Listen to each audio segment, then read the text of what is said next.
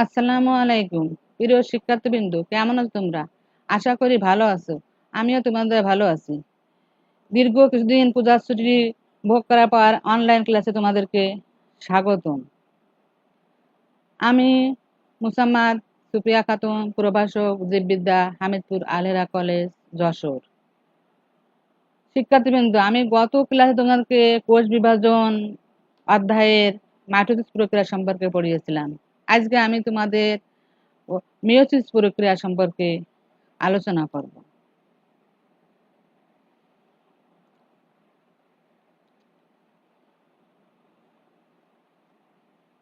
Meiosis বা হ্রাসমূলক কোষ বিভাজন। এই মিয়োসিস বা হ্রাসমূলক কোষ বিভাজন প্রক্রিয়া বর্ণনা করতে গেলে আমাদেরকে আগে জানতে হবে যে মিয়োসিস বা মায়োসিস কাকে বলে। আমি কিন্তু গত ক্লাসে তোমাকে বলেছিলাম যে যে প্রক্রিয়ায় দেহকোষের নিউক্লিয়াস এবং ক্রোমোজোম একবার বিভাজিত হয়ে দুটি অপত্য কোষ সৃষ্টি করে তাকে মাইটোসিস বলে।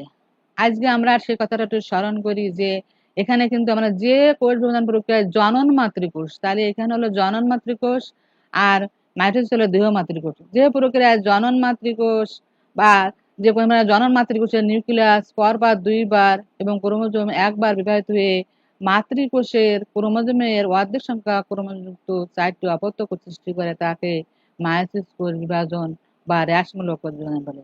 তাহলে এখানে কিন্তু আমরা কয়টা পেয়েছি? 4টা অপত্য কোষ পেয়েছি এবং মাইটোসিসে কি পেয়েছিলাম? 2টি অপত্য কোষ পেয়েছি।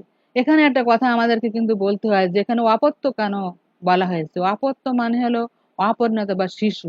তাই এখানে কিন্তু এই নতুন যে সৃষ্টি কোষ হয়েছে কোষটি কিন্তু পরিণত না। সেজন্য আমরা এই অপত্য কোষটি ব্যবহার করেছি।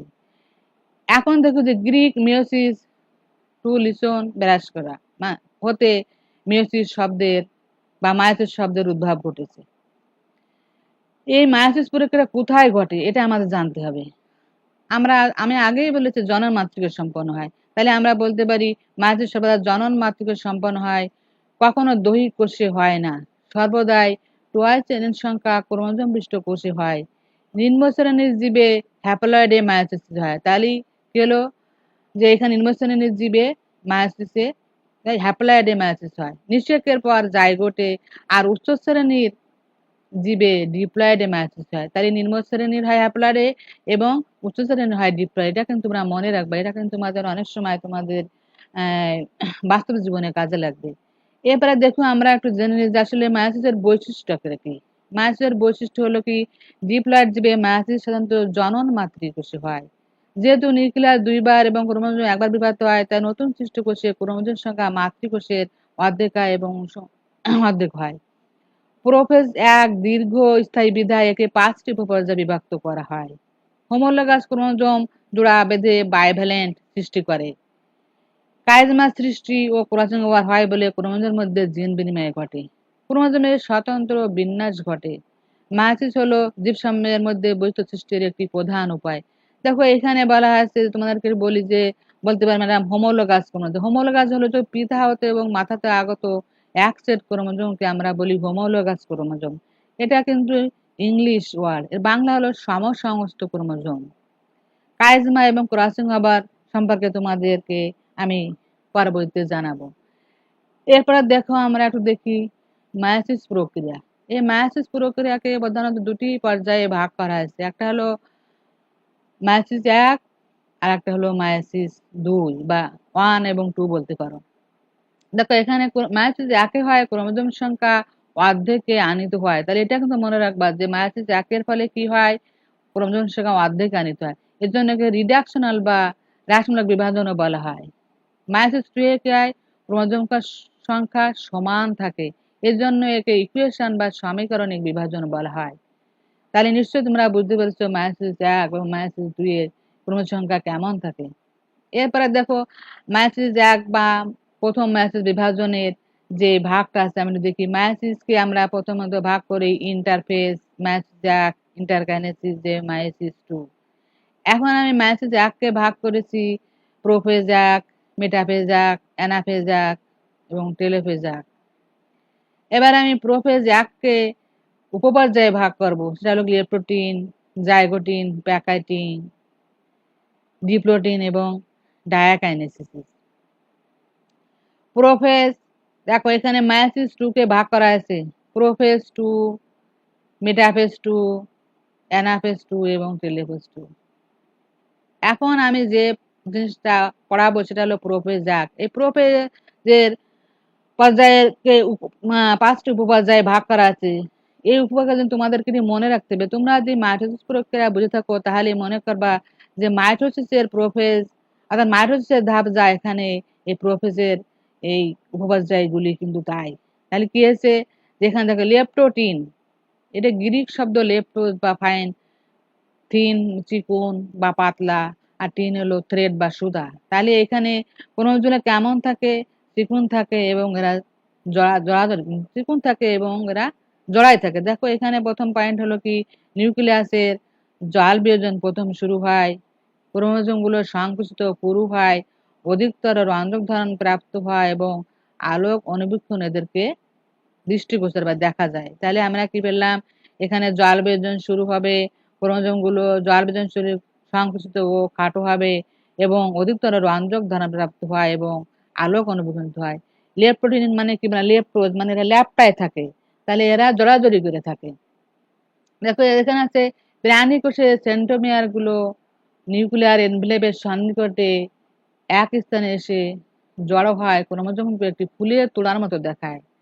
তাই অনেক সময় একে বুকে বলা হয়, ইংরেজিতে বুকেট লেখা আছে। ক্রোমোজোমের পোলারাইজ বিন্যাস, এখানে ক্রোমোজোমগুলোর যে ব্যবস্থায় বিন্যাস থাকে তাকে পোলারাইজ বলা হয়। তাহলে এখানে বুকে আমরা অর্জন শব্দ নিলাম বুকে, পোলারাইজ। এরপরে আছে কি আমার জাইগোটিন। তাহলে আমি ওইখানে ক্রোমোজোম গুলো জড়াজড়ি করে দেখলাম, জল বিয়োজন শুরু হচ্ছে, ক্রোমোজোম খাটো মোটা হচ্ছে। এখানে তাহলে জাইগোটিন মানে জোড়া বাঁধা। দেখো আমরা তোমরা গ্রাম অঞ্চলে অনেকেই জানো না যে জোড়া না হলে অর্থাৎ সঠিক তুমি দুটো জুতোর তুমি সবসময় এক জোড়া জুতো কোনো একটা যদি ছোট একটা বড় হয় তাহলে কি তোমার পায়ে হবে, হবে না। আর একটু বলি যে গ্রাম অঞ্চলে মানুষ লাঙ্গল চষে বা গরুর গাড়ি টানে, দুটা গরু যদি সমান না হয় তাহলে ওর কাঁধে যে জিনিসটা দেখে ওটাকে জোয়াল বলা হয়। তাহলে একটা ছোট একটা বড় ওই জোয়ালটা কিন্তু উঁচু নিচু এবং আপ ডাউন করবে, তাহলে কিন্তু গাড়ি চালাতে পারবে না, লাঙ্গলও চালাতে পারবে না, চষতে পারবে না এবং জুতাও পাইতে পারবে না। তাহলে আমরা এখানে কি বলবি, জাইগোটিন কেন বলছি, জুড়া বাঁধা।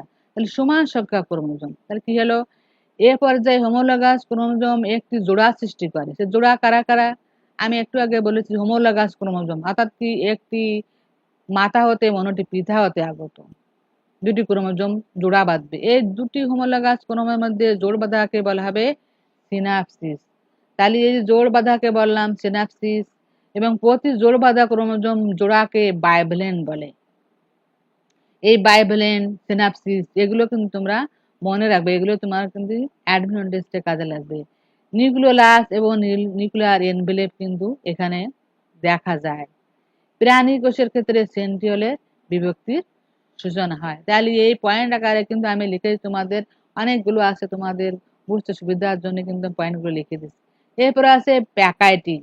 তাহলে আমার লেপ্টোটিনের ল্যাপটানো থাকলো, তারপরে জাইগোটিনে আমি জোড়া বাঁধলাম, এবার প্যাকাইটিনে পাকাই ফেলবো। তার মানে কি, তোমরা কিন্তু দড়ি দেখেছো, একটা দড়িকে যদি দুই মাঝখান দুই ভাগ ভাগ করা হয় তাহলে তার এক একটি ভাগকে বলা হবে, দুই ভাগে ভাগ করলে একটি ভাগে ক্রোমাটিড, এবং ওই একটি ভাগকে যদি আরো আমি কয়েকটা ভাগে ভাগ করি তখন ক্রোমাটিন বলা হয়। তাহলে কি হলো, এই যে এরপর যে প্রথম বায়োভ্যালেন্টে প্রতিটি ক্রোমোজোম সেন্ট্রোমিয়ার ব্যতীত অনুযুগে ক্রোমোজোমে বিভক্ত হয়। এই প্রতিটি বায়োভ্যালেন্ট যে বিভক্ত হলো তাহলে একটা একটাকে আমি বলছি ক্রোমাটিড। যদি সেন্ট্রোমিয়ার এবং 4টি ক্রোমাটিড থাকে এ অবস্থাকে টেট্রয়েড বলে। একই ক্রোমোজোমে দুটি ক্রোমাটিডকে আমরা কি বলি, সিস্টার ক্রোমাটিড, এবং এক জোড়া দুটি ভিন্ন ক্রোমোজোমের ক্রোমাটিডকে বলি নন সিস্টার ক্রোমাটিড। এটা দেখো মনে রাখো, আমরা একই মায়ের পেটের ভাই বোনকে বলি কি বলি, আমরা সিস্টার বলে থাকি, তাই না? তাহলে আমরা কিন্তু আপন বোন বলি, এবং আমার চাচাতো বোন যদি হয় অর্থাৎ চাচার ছেলে মেয়েদের কারণে চাচাতো ভাই বোন, তাহলে এখানে বলে সিস্টার এবং নন। তাহলে একই ক্রোমোজোমের অর্থাৎ মায়ের পেটের ভাই বোনকে সহোদর বলা হয়, আর ওটা হলো নন সহোদর, তার মানে সিস্টার এবং নন সিস্টার বলতে পারি। তাহলে একই ক্রোমোজোমের ক্রোমাটিড গুলো সিস্টার এবং অপার ক্রোমোজোমের ক্রোমাটিড গুলো নন সিস্টার। এই প্যাকেটিং উপাদান শেষের দিকে যে কোনো দুটি নন সিস্টার ক্রোমাটিড একই স্থান ভেঙে গিয়ে পুনরায় একসাথে অন্যটির জোড়া লাগে, ফলে ওই জোড়ার স্থানে একটি ইংরেজি এক্স আকৃতির বা ক্রস চিহ্নের মধ্যে সৃষ্টি হয়। এই ক্রস চিহ্নের মধ্যে জোড়াস্থলকে একবচনের কায়জমা বা বহুবচনের কায়জমাটা বলে। এখানে দেখো আমরা নতুন আরো কয়েকটা শব্দ শিখলাম। একটা হলো কায়জমা বা কায়জমাটা এক্স আকৃতির।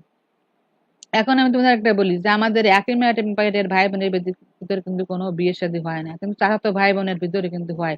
তাই এখানে বলা হচ্ছে নন সিস্টার সবসময় কিন্তু একই ক্রোমোজোমের ক্রোমাটিডের ভিতরে অংশের বিনিময় হবে না, ঘটবে দুটি নন সিস্টার ক্রোমাটিডের ভিতরে। এবং ওই যে স্থানে ভেঙে যায় দেখো রেল লাইনের ক্রস দেখেছো ক্রসের মতন, যেখানে ক্রস করে সেখানটা এক্স আকৃতির মতো হয়, তাই এখানে এক্স এর মতো বলা হয়েছে। দুটি নন-সিটার ক্রোমাটিডের মধ্যে এই যে অংশের বিনিময় হলো অর্থাৎ এক্স চেনের ভেতর হলেই একটির ক্রোমাটিড অন্যটির ক্রোমাটিডের সঙ্গে মিলে গেল। এর ফলে কিন্তু কি হয়, এই যে বিনিময় অর্থাৎ ক্রসিং ওভার হলো, এর ফলে যে অংশের বিনিময় হলো এই বিনিময়কে বলি ক্রসিং ওভার।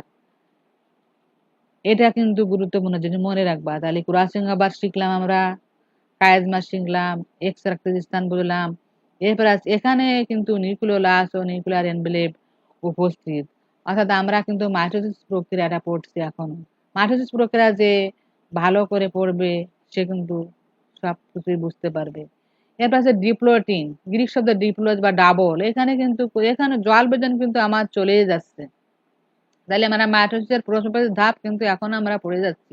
তাহলে এখানে কিন্তু জল বিয়োজন চলছে, ফলে জল বিয়োজনের ফলে ক্রোমোজোম আরো খাটো মোটা হচ্ছে। এদের বিকাশের ফলে দুটি কাইজমার মধ্যবর্তী অংশে লুপের সৃষ্টি হচ্ছে, লুপ বা ফাটের সৃষ্টি হচ্ছে, মাঝখানে ফাঁকা অংশটা বেড়ে যাচ্ছে। দুই বাহুদিক বাহু পরস্পর আবদ্ধ যখন হয় তো বলে পাশাপাশি লুপ 90 ডিগ্রি কোণ এবং একটি মাত্র কাইজমা থাকলে এটি 180 ডিগ্রি হতে পারে।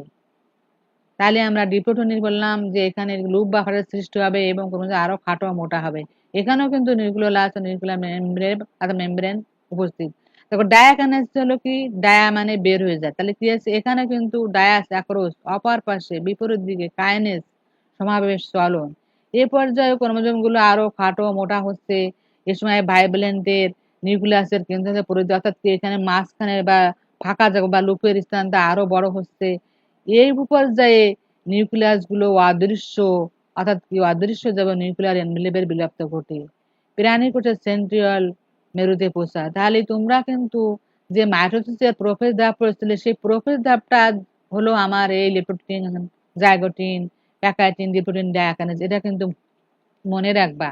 ওইটা মনে রাখলে তোমরা এটা পারবা। এটা কিন্তু একটা ইম্পর্টেন্ট যে মেয়োসিস প্রক্রিয়ার প্রোফেজনের উপাধ্যায় ধাপগুলি বর্ণনা। তাহলে আমরা প্রোফেজ এক মাত্র পড়লাম। এরপর আছে তাহলে মেটা এক। তাহলে মেটা একে সোজা কথা হলো ক্রোমোজোম গুলো বিষুবীয় অঞ্চলে অবস্থান করে এবং আরো খাটো মোটা হবে। তাহলে এটা সহজ বুদ্ধি, মনে রাখার বুদ্ধি। তাহলে বায়োপ্লেনের প্রতি সেন্টিমিটার আমার দিকে এবং বিষুবীয় রেখাতে সমুদ্রতে অবস্থান করবে। মাইটোটিক মেটাফেজের মতো এক সেন্টিমিটার বিভক্ত হয় না। ক্রোমোজোমের মধ্যে লুপ সৃষ্টি হয়, ক্রোমোজোম গুলো আরো খাটো ও মোটা হয়। এরপর আছে অ্যানাফেজন, অর্থাৎ ওই যে মেটাফেজ, অ্যানাফেজ, টেলোফেজ যা পড়েছিলাম আমরা কিন্তু সবই এখানে হুবহু জিনিস, শুধুমাত্র এখানে ক্রসিং ওভারটা ঘটেছে।